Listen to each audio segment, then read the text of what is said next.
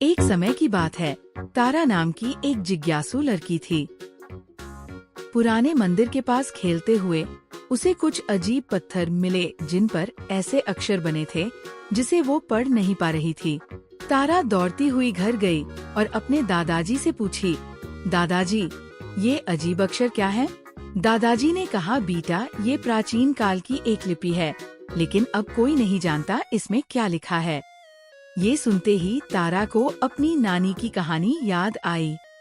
वे कहती थीं कि महान विद्वान जेम्स प्रिंसेप के पास अगर बच्चे कोई पुरानी लिपि लेकर जाते तो वे उसे पढ़कर समझाते और बच्चों को नई बातें सिखाकर वापस भेजते हैं।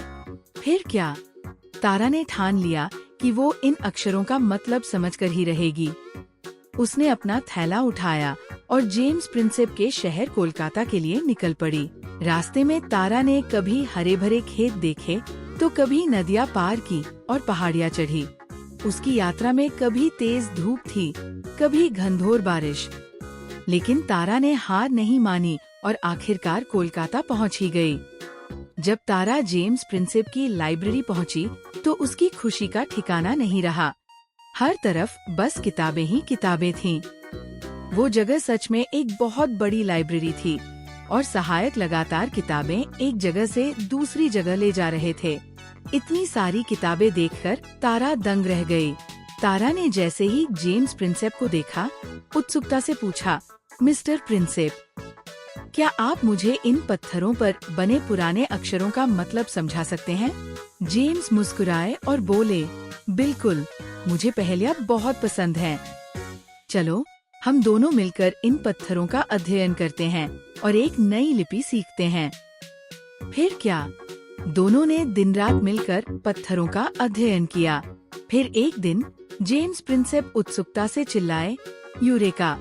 उन्होंने कहा, ये अक्षर ब्राह्मी लिपि के हैं और राजा अशोक के समय की कहानियाँ बताते हैं।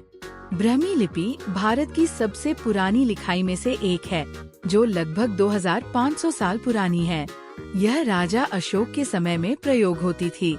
ब्राह्मी लिपि खास है क्योंकि आधुनिक भारतीय भाषाएं जैसे हिंदी, बंगाली और मराठी इसी लिपि से विकसित हुई हैं। यह एक बड़े परिवार के पेड़ की तरह है। जैसे बच्चे अपने माता पिता के गुण इनहेरिट करते हैं, वैसे ही आधुनिक लिपियां भी ब्राह्मी से प्रेरित हैं। जब राजा को कोई संदेश भेजना होता था या जानकारी साझा करनी होती थी, तो वह लेखकों को बुलाते थे। ये लेखक पत्थरों और चट्टानों पर लिखते थे ताकि आने वाली कई पीढ़ियां इन महत्वपूर्ण बातों को जान सकें। सोचिए, आजकल हमारी नोटबुक्स पल भर में खराब हो जाती हैं, लेकिन ये पत्थर आज भी पुरानी कहानियाँ सुनाते हैं। धीरे धीरे पूरा गांव ब्राह्मी पढ़ने और समझने लगा।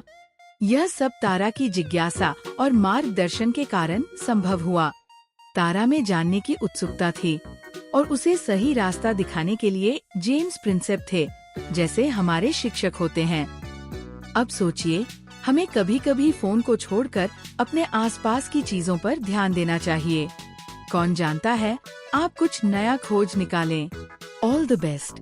अगर आपको मेरा वीडियो अच्छा लगा तो टेल्स एंड ट्विंकल्स को लाइक, शेयर और सब्सक्राइब करना न भूलें। मिलते हैं जल्द ही दूसरी कहानी के साथ।